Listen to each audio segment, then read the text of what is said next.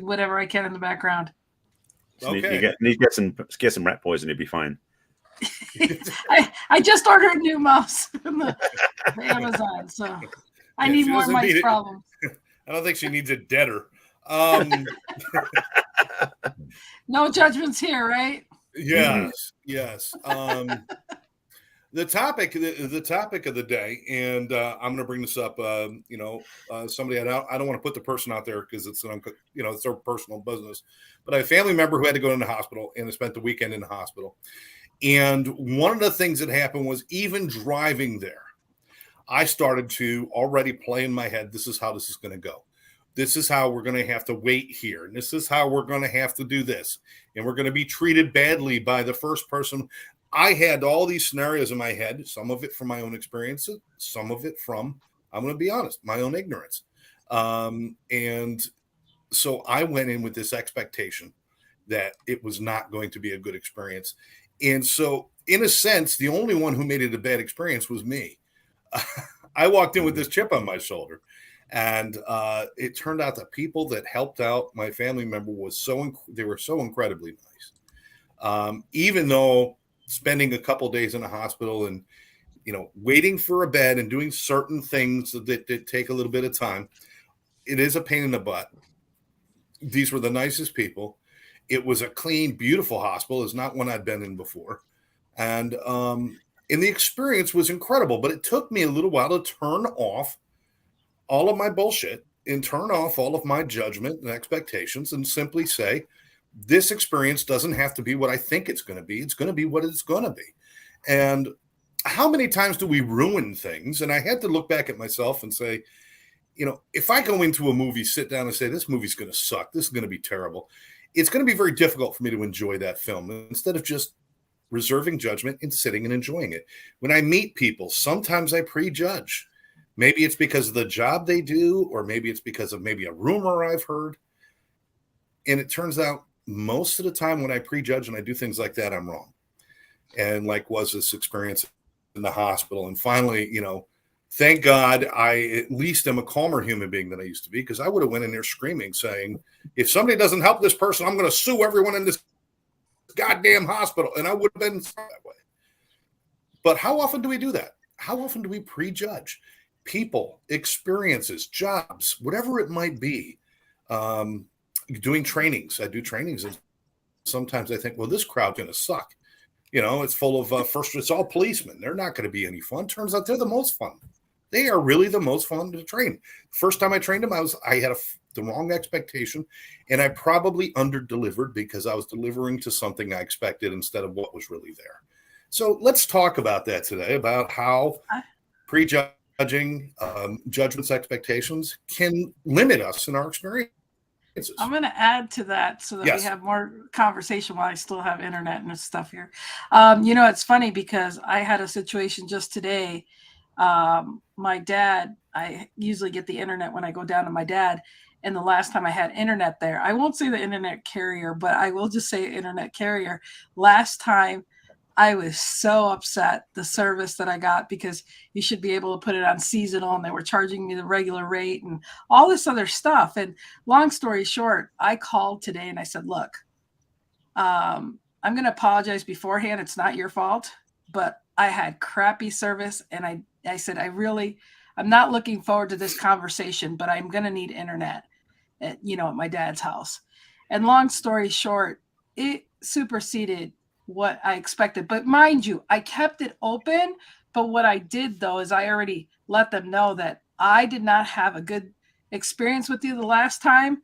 So if I get a little antsy, it's because I'm not happy that I have to have service with you guys again. And it went really well. One, she was very copacetic and very understanding. And two, I was willing to listen and hear the different options. And I'm kind of blown away from what happened. Now, mind you, going forward, we'll see. I ended up even changing my phone from Verizon over to them to give them a chance. But when you get a whole year of phone service for free, okay, I'm saving myself $1,200. So, but again, she gave me the special package and she gave me a deal. And And I'm happy at the moment. Now we'll see, you know, this will be a conversation I bring up after they trap me in. But what I'm saying is it's really cool because I think if I didn't explain my experience before, she said, we have some packages and then I have a special package I can give you for all the trouble you've gone through and giving us a chance. And I was just blown away. So again, Wow. I'm very impressed. But again, I think if you're upset or something doesn't go right, you should just say, hey, this situation or this triggers me, or I've had situations, I don't know how this is going to be, but you know, please excuse my attitude about this because from what I know, this is, you know, and things got cleared up and things were wrong what they did before. And, you know, they got extra money out of me in the whole, but they made it right this time for right now. So it's so funny, Lynn, because in the middle of that, you're like, I'm happy for now, but so exactly. even though I'm so glad you made me happy, but I still have I'm still reserving that I think you're going to screw this up somehow. Well, so right. it's like sleeping on the edge of the bed where if I just roll the wrong way, I'm going off the bed and landing on the floor. Why not move to the middle of the bed and enjoy the soft mattress, right? Okay. Yeah, well, that's the thing. Working in bail bond enforcement training and discipline are the key. That's my bail bond agent there. Yeah, well, that's my nephew that I didn't grow up knowing him till recently after my brother passed away. So we're just reconnecting. So I'm glad he's watching. He served our country real well for, you know, through some war. So I really love him and he's turning his life around. So I'm glad he's here. Excellent. Excellent. So does anybody want to pick up on where we went with this for Judgements Expectations? And is this something worth talking about? I'll jump in. Okay. Jump in. It's something definitely worth talking about. For those of you who don't know, everybody here knows, but people out there may not know. I work in relationships. Let's just say judgments and expectations definitely can interact in your relationship experience to make or break them. So the judgments and expectations, and I'll preface by saying that, as was, I think, Scott, you already said it, it's all inside of us. Meaning that it's 99% of the time never about something out there that's going on in the first place that starts it. We build up a fantasy, that's a good word for it, about how things are going to be in our relationships, in the world, in our job, in the bank accounts, in the food we get, whatever it is. We make up these fantasies. And then what's weird about it is oftentimes the fantasy is negative and depressing and judgmental. But when it doesn't actually get met, we get even more upset. If something gets better than that, we get upset, like, that's not what I wanted. I want something worse than that. You know, that's how weird we get wired in there, you know? So the judgment piece, and the thing about judgment expectations, yes, you can create your reality, basically, by having so much of a clarity about what you don't want that you're not manifesting what you don't want because you keep getting stuck on what you don't want. I think you made that point clear. Rather than saying what's possible. You know, one of the things I've learned many times over the years, and we use the framing something like, you know, this is something better. You know, this or some other possibilities, so that we keep ourselves open to what could happen. Because for most of us, what we actually do happen, most of us, what does happen is usually better than we can expect. So my recommendation for anybody in any area of life, especially in a relationship, is what is possibly better than what I'm thinking now? What could happen that could be better than this? So play with that. So Barry, when you say that that's considered experiences, though, I mean, as well? What I'm saying your is experiences. Yeah, go ahead. Oftentimes reflect basically what we hold in our values. You know, we create the definition is we create our own reality. So if we're creating, if we believe it's going to be crappy, bad, suck, and everything else, then it tends to go that way. Not always, but it does tend to go that way. Because our experience inside is what we're talking about here. What happens out there oftentimes doesn't match what we're doing inside, which is really crazy. But we filter what's happening out there through our own lens of it's not going to work, it's not going to work, it's not going to work. And then we feel bad doesn't work. Well, when you have shitty internet, you have shitty internet, though. Just say it. Just saying, yeah, right. But yes, but you can enjoy shitty internet or not. Exactly. Yeah. It's how you deal with it. Hey. My God. Rex, take over, please. Right? Rex, take over, please. Take over, Rex. No. Well, you know, this could be a lifelong masterclass. I mean, in this topic. Mm-hmm. First off, I would add, it isn't that we sometimes do this. We do it 24/7. We just only notice it sometimes. We are predisposed to make judgments and have expectations because our neurology is set to find those things in the universe that don't go according to, so that we stay alive. So we're always checking things out, and we understand that we're a pattern recognizing, detecting machine, essentially, so we can recognize the faces of other people, but we don't recognize the face of the other person now for the first time. We recognize it for the first time later, long ago, and now are seeing it again in our head through the configurement of what we understand that person to be. That's why we don't notice people getting haircuts or glasses or wearing hats or those kinds of things until we notice that, wow, something's changed. So we're always making judgments, and we're always making expectations and evaluations around us, and some are positive and some aren't. And it's a gift to be able to do that. It's also a limitation to be able to do that.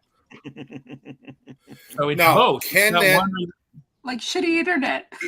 It is automatic. Enjoy it or not? I agree with you that it is automatic. It's what we do when we walk into a situation. It's not like we walk in. We always do it. Whatever happens. We got an idea.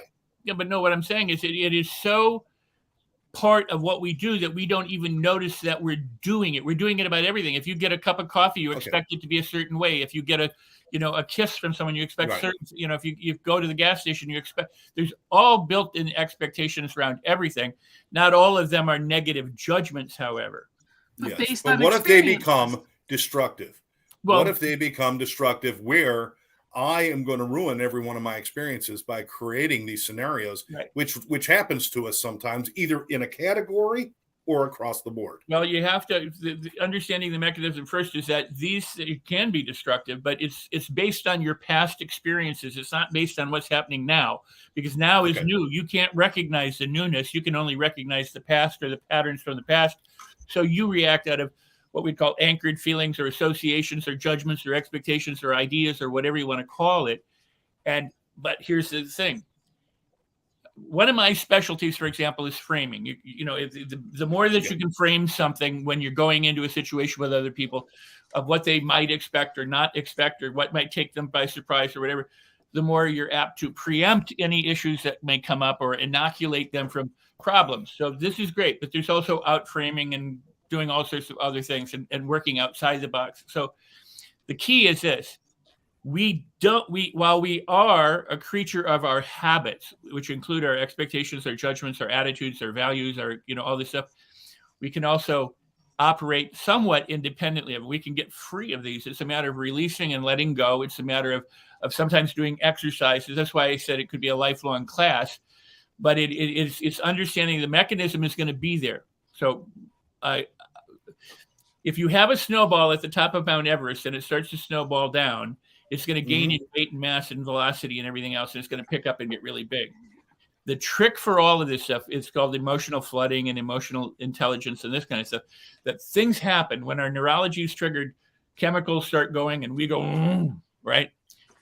The triggering incident only lasts an infinitesimal amount of time, but then it goes through the body and the hormones and the neurochemicals. So if you can catch it, and you can, it's just like when you inhale, you don't inhale, exhale, exhale. You inhale, stop, exhale, stop, inhale. Your heart beats, and then it doesn't beat. There's a gap. If you become sensitive and you're aware of the gap before you launch into an emotional flood or a judgmental flood or an expectation flood or anything that's negative, with anger, people say, I saw red, but they don't instantly get angry. Rage happens very quickly because it becomes a habit. Because they do it a lot, those habits get traveled so very fast that it seems like it's instant. But if you say, I noticed myself starting to breathe, or I noticed my hands starting to tingle, or I noticed my peripheral vision shifting, when you begin to notice what's going on, you can subvert it. You can intervene. You can catch it and say, I'm not going that pathway. That takes practice in the same way you have to exercise your body. You have to exercise your emotions, your thinkings, your judgments, your behaviors, and your speech in the same way. So, it's like rage seems instantaneous, but it actually isn't. There's a moment before, there's a moment after, and there's that moment during, when it triggers, and then the sequence happens. For some, it's a slow burn, and for others, it's almost instant. And that's just habit. And Rex, well, I agree with everything you're saying. I don't get the habit. I don't get the habit thing. I'm not understanding the habit. It's not a damn highlighters again. Huh? And damn Rex, highlighters again. Being my mentor, and you've put this in my head, and I understand it. I'd like you to answer this comment because I think I know what you're going to be response to this to my nephew here, and that's, he says, I realized after 43 years, life can only be understood in reverse. That's how most people live their life, is in reverse. They live from the past, or try and avoid the future, but they're living from past experience. Very few people get to the present where they actually are living in this moment without judgment. In this moment, you and I are completely safe. I mean, unless we're in a, something, bombs are going off, or we're in a life-threatening situation. But most people are either, if you say, how are you? They tell you what happened in their past, or they tell you what might happen in their future. And if it's good in the past or the future, they're in the past or future, but it's good. And if it's not good in the past or future, then it's not good. But in the present, it's neither of those things. It's just right now, whatever's going on right now. And so we're especially with this, where I would agree with the statement, is that it was Jobs that said it, but the principle's been around forever. You can connect the dots looking back, but you can't necessarily connect the dots looking forward. So you could go back and look at your life and go, had I known what I know now, I would have valued that experience much more. Or that horrible thing that I thought was the death of me is actually the best thing that ever happened to me, because if it hadn't been for that, I wouldn't be who I am or where I am today. So a lot of our lessons do come from looking back, or because we can't really look anywhere else. I have a question that I ask in all my workshops and programs: what's good and new? And a lot of people can say what's good, but it's very difficult for people to say what's new right now. I never thought of that before. I never did that before. Or even what's good, they'll say, well, I had a donut for breakfast, or I had, yogurt for breakfast. They don't go, what is good this instant? Because they scan, and that's the nature of the brain, is to be everywhere but here. So thank you for that. That's amazing. I love the dot to dot thing, because when you're connecting dots, if you're only looking at where you are with that one dot, you never get to see the whole picture. You actually have to use your past, look back and see what was connected already, so that you can start to see what you're building in the whole picture. But I love where you're going with that. And just as I want to go to Scott Schilling now, because you gave us a great perspective, Rex. Really appreciate that. So Scott, where do you want to pick this up from? Well, there's a number of different ways to go. Two little kids run into a barn, and there's a pile of, oh wait, we won't go all the way back there. Oh, Jesus. Oh, yet to be there. I'm going to write my book. My book is going to be my book. I'm writing my book. Jokes that won't die. That's all. That's what my jokes that won't die. How about jokes you can't kill? Yeah, really. Yeah. That's true too. No, I mean, I think Barry said it earlier. Fantasy, right? That we create this fantasy. Well, let's take that one step further. Fantasized experience appearing real. That's where the fear comes in, because that fantasy is created. We've taken and we've done an evaluation of a situation, typically based on something that has happened in the past or has happened to somebody else, that all of a sudden we feel we need to adopt for some stupid reason, which makes no sense.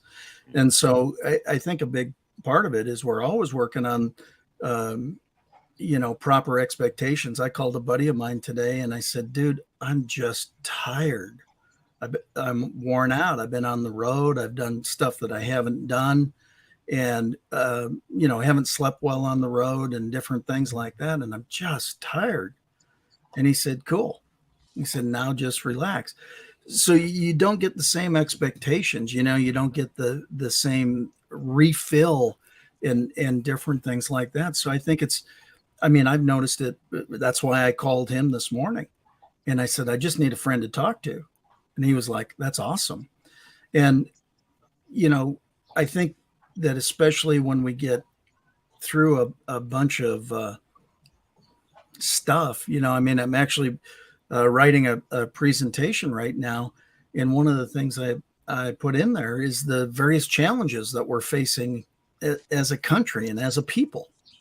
Right? Immigration and gas prices and fentanyl and inflation and what that, and then here I am, I'm writing all this stuff out, and I went, are we in? Can we control this, or is it out of our control? The answer is all of it's out of our control. As an individual, it's out of our control. So therefore, recognize that and control the things you can control. And so that's why, I mean, it was really funny. I was working on that and I saw it and I said, what can I control right now? I can call a buddy and get some good juju and have somebody to talk through. It's okay to be tired. It's okay that if you do those things. So again, from an expectation side, you could have had an expectation that he wasn't going to receive that well, or he wasn't going to be supportive, or he wasn't. But that's not the way I expected it. I expected him to be fully supportive and whatever. So again, where is where's your mindset in all this and whatever? It's absolutely true. We have the ability to judge everything. But I said it to somebody last week. I said, I've got like 6 or 7 different old business cards, and not one of them says judge and jury. It says all sorts of different titles, but none of them say that it's my job to judge something and whatever. It's my job to just the opposite, to be the living example of beliefs and of the goodness that I would like to spread. And people can accept that or not. They could judge and go, you're on puppy uppers. What the hell's your problem? Yeah. Well, I found it's more fun to be nice. Somebody said, can you go into a strange situation and talk to anybody? And I go, yeah. And they said, why? I said, because I like people. Everybody's got a story. Everybody's got something. And even if you say, hey, what's going on? And they say, oh, the world sucks. Oh, really? Why do you say that? It's like, well, you're going to piss me off and talk to me about how the world sucks? Yeah, I am, actually. Why not? I mean, let's try to modify that a little bit. So again, I think we all have that ability to, it comes back. We talked about this a couple of weeks ago about choice. We can choose what we choose to judge critically. We can choose what we expect out of situations. We never know what this show is going to be like on Tuesday nights, but we all come because the expectation is we're going to have fun. Yeah. And I love how you said take care. I love how you said, excuse me a second, John. I love how you said is, you see what you can take care of from inside, because when you do take care of things inside, like Scott has, Jonesy, once you take care of the inside, then you want to go out and help others like Scott has done. You can see the light and you can share that. So It is an inside job. And if people would realize that, they'd be more efficient than trying to half-ass help people when they don't even help themselves. So, yep. John, I'm always glad I've learned to talk to people before I slap them. That's all. I've learned to talk to people before I slap them, because not everybody deserves to get slapped. Not everybody does. So, John, how are you, brother? Yeah, nice to see you. Barry, real quick, before I ask my question, I have a UK viewer that is texting me and said, where is Barry from in the UK? So they were wondering. Because they're watching. Friends in New Jersey. Yeah. I'm basically an East Ender, so Essex and London on the border. There you go. I hope they got it. Secondly, what I've implemented with my team is, and it's funny, the mindset always comes up.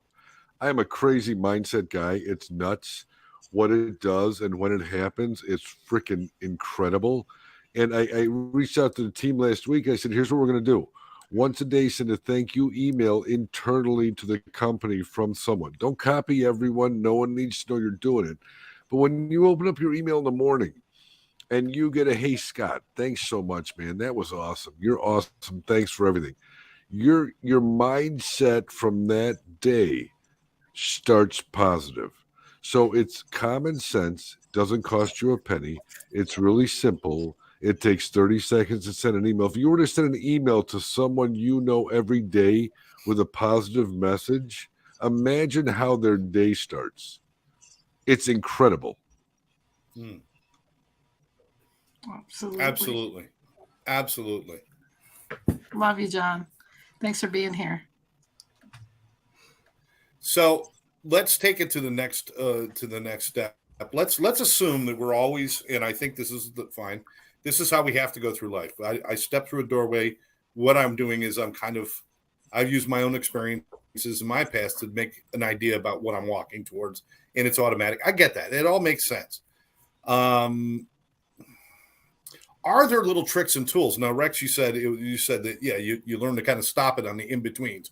You feel it coming, kind of like, well, listen, I don't want to kind of go there, so let me try to relax a little bit.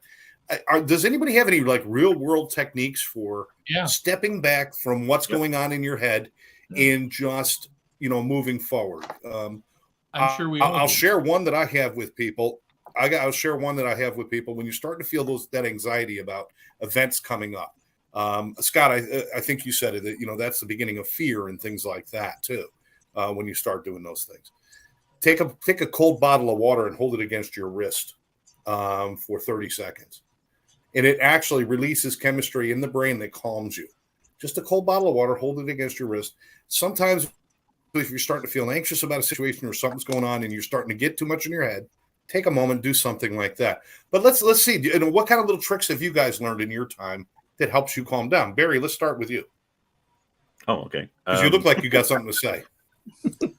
Always. I want to say something. It may not be useful, but I can always say something. Well, now that I know that you're actually from London, and you're much more interesting than you were before. See? Expectations. Well, wait a second. He said he lives on the border. Yeah. He's just claiming London. Okay. No, the thing for me that I've had to use a lot of times, and I've used it myself and I give it to clients, and it's such a simple thing because it's so obvious. People talk about this. The idea of when you get upset, count to 10. Anytime you feel out of sorts, before you have an interaction, something happening in a relationship, if you're going somewhere, I always recommend is do the equivalent of taking count to 10, meaning just take a moment to take a breath or two to slow yourself down, because most people go from event to event, from circumstance to circumstance, from place to place, without any, like, Rex was saying, that gap in between. That's the gap he's talking about as well. When you're gonna, like, if you drive into an appointment, you get out of the car, dash inside the building because you're running late. There's no time to think, oh, I need to be present now. If you're already late, take 10 more seconds to be present. Then you're walking clean and you start with a better attitude. So something as simple as that, anywhere, you use that one. I find when I work with people in the whole kind of take a step back, the proverbial count to 10 moment. A lot of people use that to try to think about what's going on, and they actually can actually themselves a little bit clearer, because they're like, you know what I'm saying? They take that moment to become even more disturbed. And more like, all right, let me take a breath before they're going to kill me in 5 seconds. I'm taking 10 seconds to break because this is going to be horrible. So you've got to actually use some sort of positive, almost a mantra in those moments, don't you? It can be anything. It could just be taking a breath. It could be, looking at the sky and looking how beautiful it is. Do something that moves you out of your current state. The main reason for doing it is to shift your energy. I mean, Rex can talk about this for days, I know. Just about shifting your energetics, because the truth is that we oftentimes run so like hell for leather into the next thing, the next thing, the next thing, the next thing. We don't take a breath to recognize that we're present. Like Rex was saying about the past and the present, past and the future, rather. Being present is what the key is. When you can bring yourself present after you drove and you're thinking about the drive you had in, and you worry about the appointment you got ahead of you, take the moment in the present to be present. Be present in the present. It sounds so simple. The power of now. Can I jump in and add to that? Because that's quick. Please do. There's a saying that we've used in NLP for a long time, which is, if something isn't working, do anything else. Because if you always do the same thing over and over again, you get the same results, right? Do something else. But I would say do anything else, because anything else gives you that break. So there's hundreds of thousands of ways to move forward, the trick for people is not the taking the break and doing, I mean, it is, but it's recognizing that they need to take that break, remembering they need to take that break. So what I would submit is the first thing that people ought to do is to understand the power of optimism and the power of belief and the power of the placebo and the power of faith and the power of certainty and the power of, of these affirmations and autosuggestion, all we're talking about, and realize this, that when you encounter a person who you can't stand or that is attacking you verbally or whatever, or a situation in life that isn't what you expected or wanted, whether it's the bank doing something to you or the gas station or your car blowing up, understand, or you say, I'm going to do this, and then you get afraid and you're doubting and you're fearful or you're sad or you're angry, understand that that is the signal to take that break. That is the gift the universe gives you to understand that, hey, you're going to go down that yellow brick road to hell as opposed to the yellow brick road to the Emerald City. You need to make a change at that point.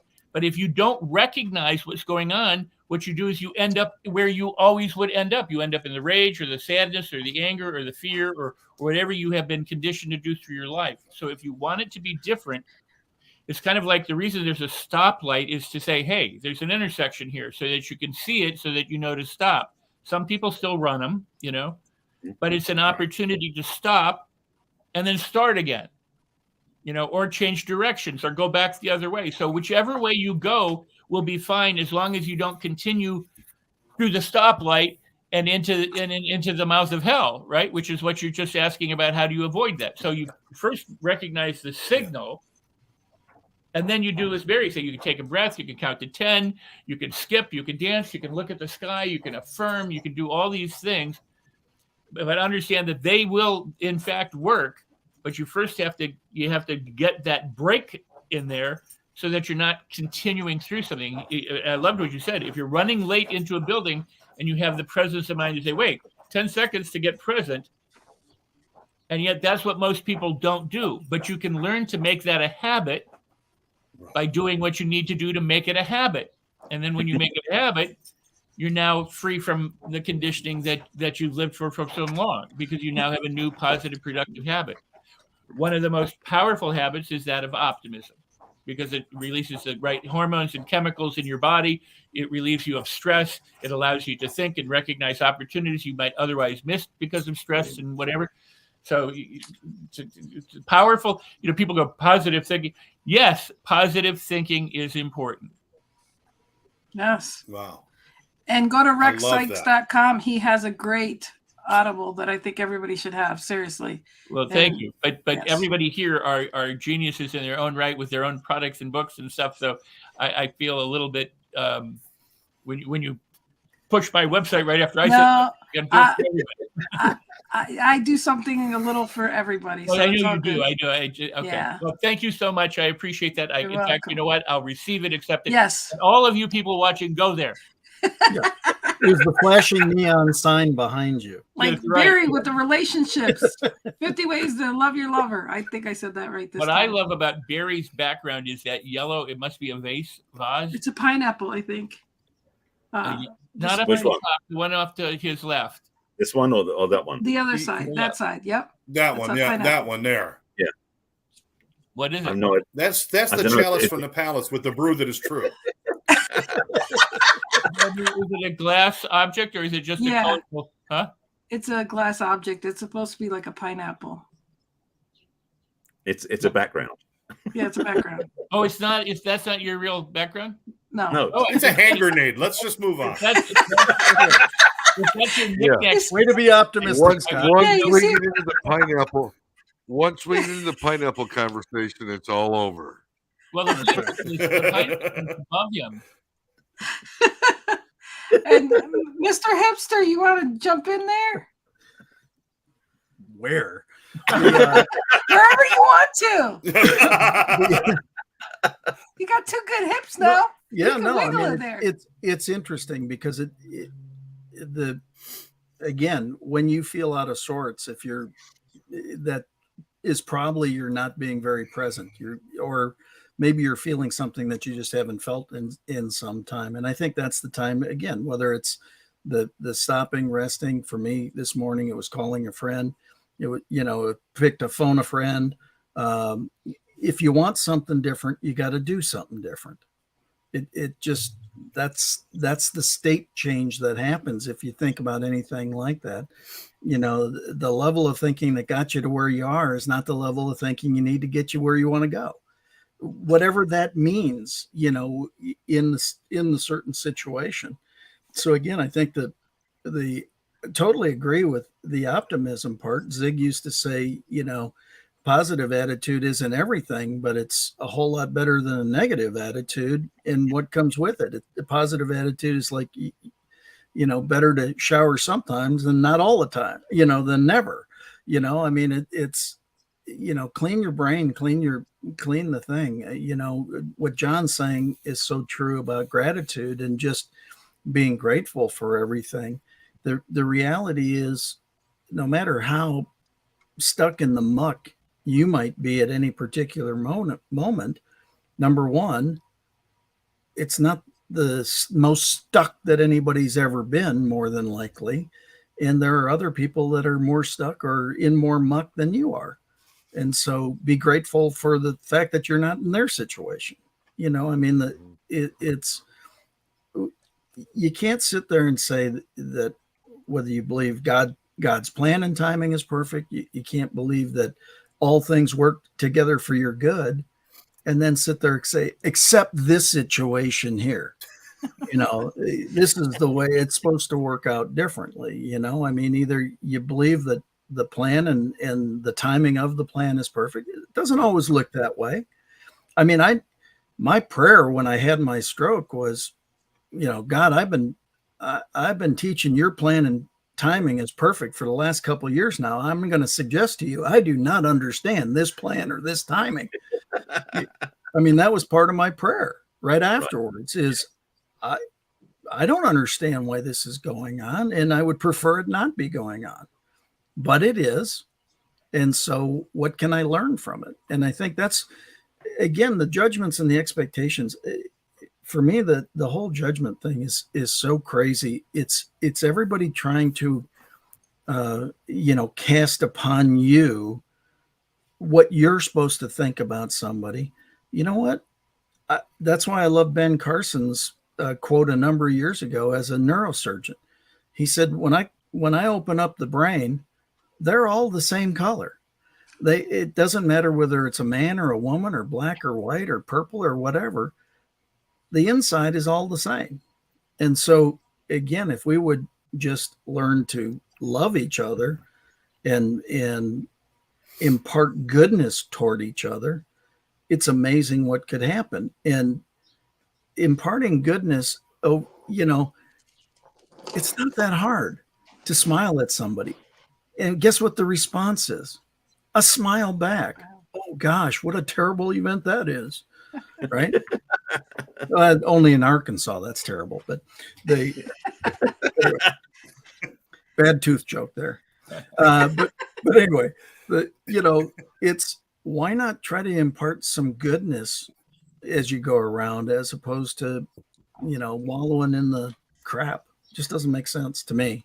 Well, not to bring karma into this, but Absolutely. if you believe in that, whatever you do comes back to you. So why not do good if you want good back to you? People that are so mean and grumpy say, I don't know why this always happens to me. Well, have you looked at you? Yeah. So. Well, I think the positivity is actually important. I love this whole take a breath, take a moment, center yourself, be present, and that can help alleviate a lot of that stuff. One of the positive things that I've discovered in my life, and maybe this works for other people as well, is I understand that no matter what situation I walk into, I do have control over one thing: me. I get to go in there and determine how I want to. Listen, I could walk into a shit show, but if I want to be a decent human being in the middle of a shit show, then I can be. And if that is a comforting thought to know that, because I spent part of my life not in control of me, or at least didn't feel like I was. So knowing that, and sometimes just saying, listen, no matter what I walk into, no matter what's going to happen, and sometimes I hate even saying that, because that no matter what happens usually means no matter how bad it gets. But whatever I walk into, I get to choose how I am and who I am and what I get to be. And I think that's just a really good thought that helps me. I don't know if that's something that can help other people. That just keeps it very simple.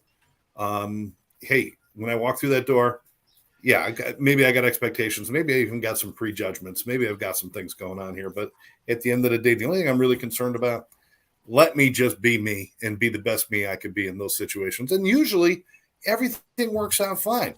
I will tell you this. Rarely am I shocked because it's much worse than I thought it would be.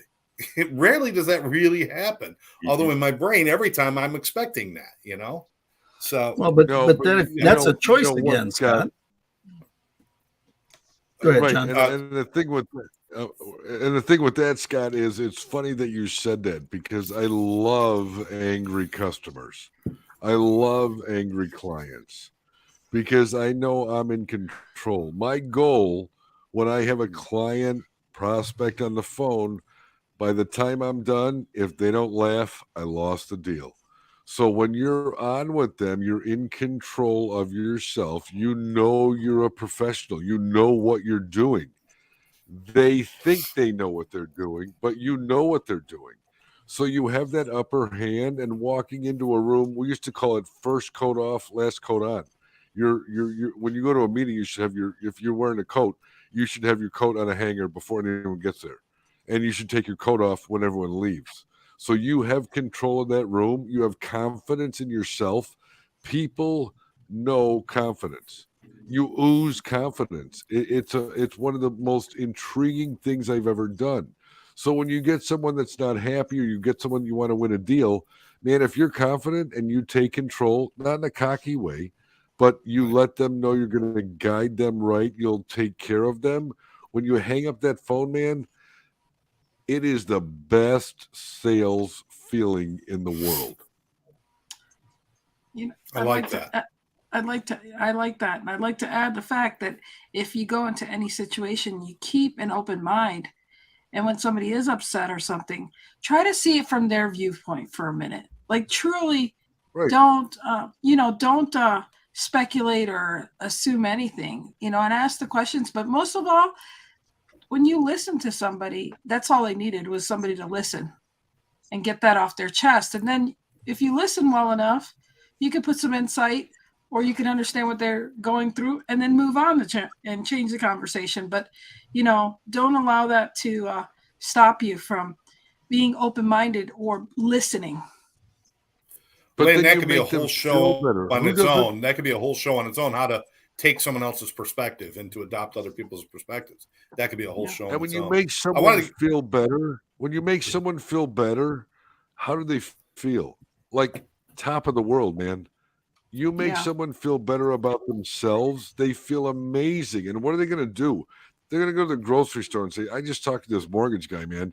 He's the biggest douche in the world, but man, he made me feel so good about myself. And their level of confidence has now gone up a little bit. Well, I can't tell you aren't we full of ourselves? The biggest douche in the whole world. I didn't know I had from here. That's my new T-shirt.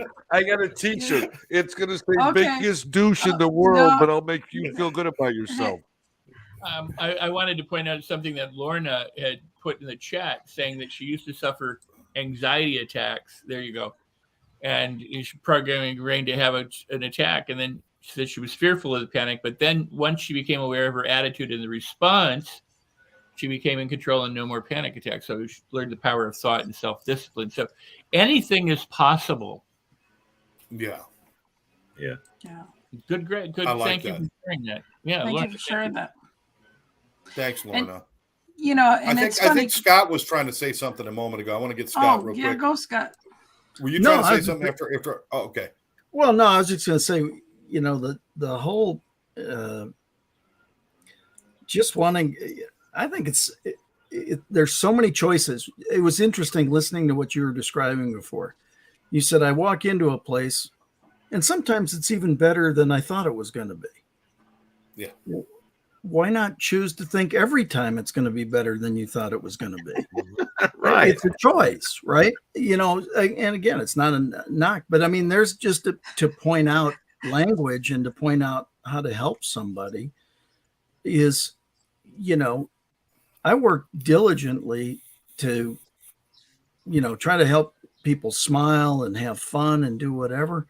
It doesn't always happen, but you try to do those things to impart something, because I would much rather be around happy people. That's what's fun about this show is everybody gets, we get goofy and we're smacking each other and just having fun along the way.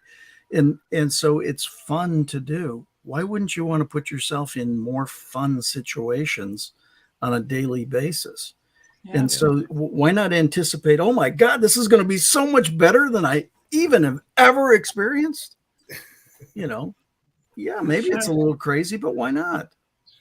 I don't know. All my lessons have always been you can hope for the best, but prepare for the worst. And that's almost the training you to say the worst is going to happen more than the best is going to happen. It's almost training you because and yet think of what you said before, Scott. You said my life experiences are far more positive than negative. So your experiences are actually more positive, but you're choosing to hold on to the other.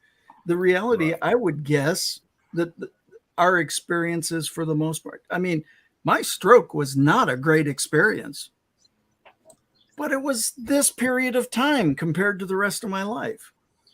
And the fact is I came through it. Mm-hmm. So, you know what I'm saying? It's like, are you kidding me? Why hang on to the event as being stuck in that, as opposed to, I am so blessed that I came through that. That's why I wrote a book and I left it there. Rex, if anybody wants to read on top of that, I have two pet positions that I've maintained for decades, and that is, one is, you can think positive or you can think negative, right?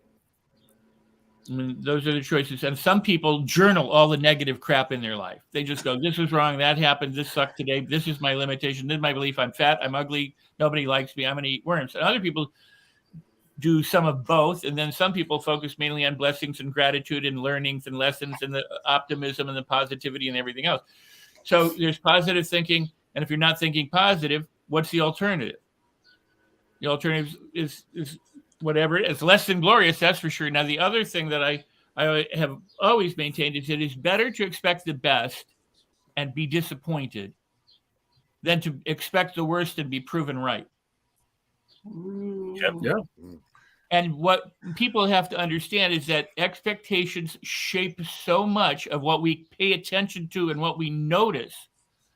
It's our outlook on the world. We look out from within to what we see, but what we see is governed by what these filters are that we have developed through conditioning and experience. So in order to see more opportunity and less difficulty or disability or hardship or obstacle, you have to train yourself to see the goodness. It's like looking for the silver lining or digging for gold. You train yourself to see it, and you'll see more of it, because when you, like building a muscle, you lift a little weight, you can increase the amount of weight you lift. So the more you exercise that positivity, the optimism, and the positive expectations, and the positive belief and certainty that things will work out, or I don't know the answer to this, I haven't a clue, but I always land on my feet. I don't know how it's going to work out, but I know that it always somehow works out for ultimate good, or that there's an opportunity here that I can find. So as long as you engage that process and keep it moving, you'll create that momentum. If you do nothing, it's not going to do anything. I mean, it's like your car is stuck, it's not going to go anywhere. But if you push your car, you can keep it going, just by a few pushes, because if it's in neutral, obviously, because you can create momentum on a flat surface. And I always stay in motion. And I always believe that there's always good in everything. Yeah. Is that where the reticular activation system comes in? I mean, yes, and in other ways too, but absolutely. If you focus on finding something, you will find it. Well, the brain learns by emotion, by positive emotion. So peak positive experiences and peak negative experiences are ones that we remember. We don't remember lunch 3 days ago because unless it was, a feel good time or something momentous happened. The brain works the same way. The reticular activating system works by what is deemed critical for our survival. On the one hand, looking for the things that are wrong, or for matches for those peak experiences or those peak negative experiences. So the more peak positive experience, or what's important to you, the example is always you go out and you buy a car and then you never saw that model car before, but now they're all over the road because your brain now opens up to it. But so with opportunity or with negativity, it's just what you focus on is what you get. That's why the brain operates. It's designed to find things to keep us alive and to keep us thriving. And I love that. A lot of people talk about manifesting, and I think that's a part of how they come up with this manifest is whatever you step into, whatever attitude you bring into it is going to influence what's going to happen and what you're going to see and what you're going to experience. And I agree with that 1,000%. We are in the last few minutes, so let's do our once around so everybody can kind of get their thoughts in here. There's so much we can do. We could do another 2 hours on this and not run out of things to talk about. Of course, we could be discussing the ABCs and not run out of things to talk about with this panel. But I'm just good. Like I said, I'm going to kick it off that when I talk about for my focus, I love to focus on the fact that I get to determine, no matter what, I get to determine who I am and what I do and how I do things. And if I want to have a good time, the truth is I do have a good time.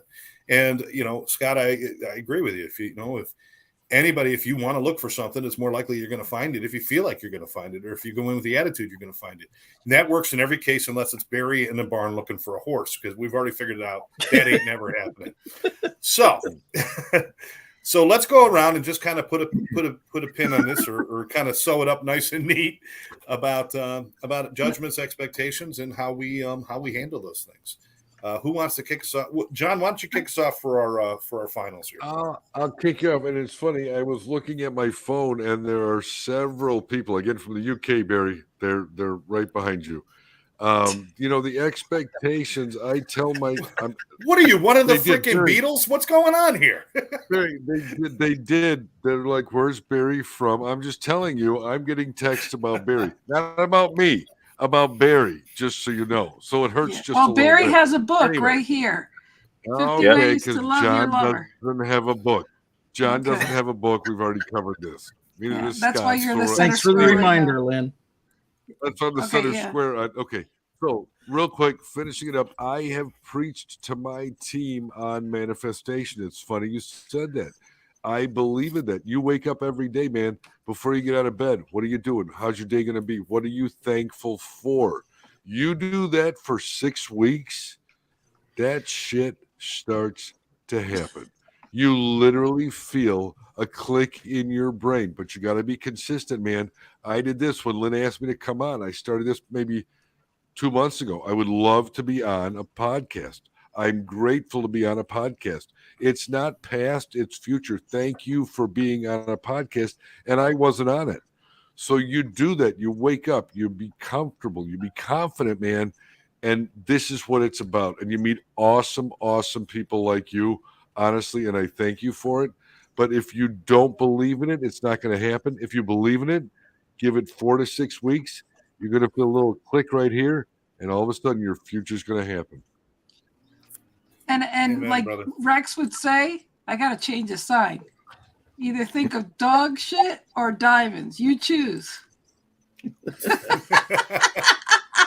Whenever I read that, it says "you cheese" to me. I don't know why. You hunk of cheese, you. I gotta change that someday. I promise. Anyways, Barry, what do you got to say, man? Following the dog. No, okay. Keep in mind, you've got a whole country of fan club. You got a whole thing going on over Apparently. there. Come on, Barry. So speaking of that, I just finished editing and reviewing and revising my book. It's its 10th anniversary this year. Awesome. So this new edition is up on Amazon now, which is it's not changed the languaging, but I've reordered the sequence of it now. It lands a bit better than it did 10 years ago when I wrote it, so that's a good thing. Nice. But to speak to this one, since I want to bring the air of relationships, my sort of thing most of the time when I'm talking to clients and prospective clients is they're spending most of the time looking back at the past with regret, looking at the past breakup. And one of the things is, I'm just going to mention this one because it's a sideline about the peak experiences, negative, is a lot of times people focus on the divorce, not on the marriage they had or the ending of the relationship. Wow. They focus on the ending, not the beginning. So that's one thing for people to think about. Second thing is a lot of people look for a relationship in the rearview mirror. And I said the biggest problem is trying to drive your car using the rearview mirror is dangerous for one and almost impossible for two. So if you want to have what you want in your life, relationship, whatever it is, if you focus on what you don't have, focus on what you didn't have before, it's going to be very hard to get where you want to go. So part of the work I do with my clients is to have a clear vision of what they want. And that's the thing, like John was saying, you're already affirming what you want to have before it happens. Now, if it doesn't happen now, it may happen in 2 weeks. It may happen in 2 months. But if it doesn't happen tomorrow and you were thinking about it today and you're getting upset about the fact it didn't happen when you thought it was going to happen, you're shooting yourself in the foot. So when you have a clarity of what you want to have, making it less time-based is good, but making it easier to be adaptable to what you want to have. So you focus on where you want to go, not where you've been. Much easier. Awesome, Wow. Barry, the relationship guru. Thank you. Awesome. Thank No, you. I'm blown away. I mean, That was fantastic. we've all established that we built a lot of things on our past experiences and everything. So it stands to reason how we view those past experiences is going to determine how we feel today too. So that's brilliant. Absolutely brilliant. Didn't mention a barn once. No horses, no bomb. Scott. It's interesting. What just popped up to me was I was talking to a buddy last week that I hadn't really talked too much over the last couple of years, but and really not talking about a whole lot of nothing except, just how the family's, how's life, how things, how are you feeling about different stuff. And so we rekindled a conversation and a relationship more than anything, just talking about not much of nothing. And today he called me and he said, is it okay if I get you this new client? I didn't want to tell you about it last week, but as soon as we started talking, I went, oh my God, that's why I'm meeting these people, so I can introduce them to you. And so, you sit and you, again, the concept of high intention, low attachment. The high intention was just to have a nice time with him and his family and hang out and, have a nice conversation. There was no purposeful business. There was no purposeful this or that. It was just have a nice experience. And it's amazing how something potentially very magical has just shown up because of that. So again, I think it's where we focus, just keep on imparting good stuff. I'm going to say it for John. Send a text to 6 people tonight and just tell them you freaking love them. And that John told you to do it. And they'll go, who the hell's John? Just don't worry about that. I'm going to do it right now. I'm going to do it right now.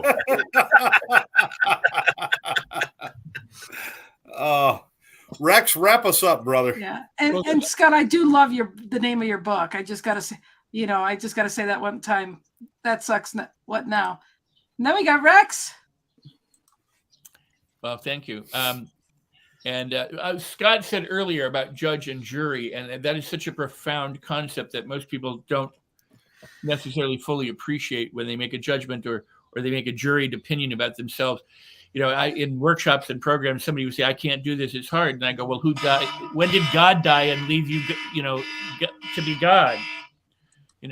And they go, what are you talking about? I go, well, how do you know you can't do it if you've never done it yet? You're assuming like you're an authority and you're declaring that this is impossible for you and you can't do it.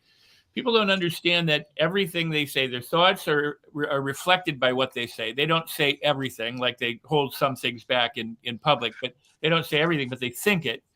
And what they say is a reflection of what they think. So it's twofold. So when someone says this is going to be hard, it's more likely that it will be. If they say I'm fat and ugly, it's probably true, but it's not because it's true for other people, but it's true in their mind. So people don't understand that everything that they declare or assert is an affirmation. And if you think about, what we bring about, we bring about bad feelings and ill health and financial disaster and despair and all these different kinds of things. Oftentimes, because what we're thinking and what we're speaking is being that judge and jury and declaring that that is the case. And if that's the case, then what other case is there?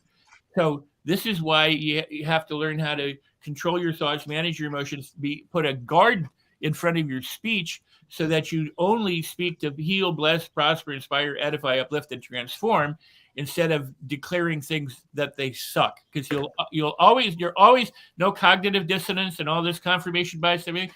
Your brain is always trying to prove you right. And you consciously want to be right. Nobody likes to be wrong. So if you say, I'm a fat slob, guess what? You speak the truth, even when it's not the truth for other people about you. So stop declaring things you don't want and start declaring the things that you do want and that you are, that are good and positive and wonderful and loving and true and kind, and you'll have a much better life. Rex, I love you so much. You're my mentor, and I just appreciate you so much. I appreciate every one of you guys here. We're so blessed. Everyone listening is so blessed to have these people here, and really go check them out. Go, stalk them on Facebook and everywhere, because that's my Long Island. But anyways, I just love stalking you guys so is much. wrong. It was in my divorce papers. Stalking is wrong. We don't do that. Just telling you. Can I follow up one thing with Barry? Barry was looking in the rearview mirror. Yes. One of my favorite scenes in the movie, and I believe it was Gumball Rally, not Death Wish 2000, but Gumball or whatever it was. With Burt Reynolds, yes. You're right. When they're getting ready to cross the country, and the guy gets in with an Italian guy in a little Fiat or whatever, and he rips the rear view mirror off and throws it away. And the guy goes, "What are you doing?" Yeah. What's the behind me? It's the behind me. Oh yeah. I remember that. I love that. On that note, I know Rex's alarm went off, and I don't want to take any more of you guys' time. I really love and appreciate you guys, and we do miss you when you're not here too. We miss our other people that are not here too. So it doesn't go unnoticed. You're going to make it what you're going to make it, and as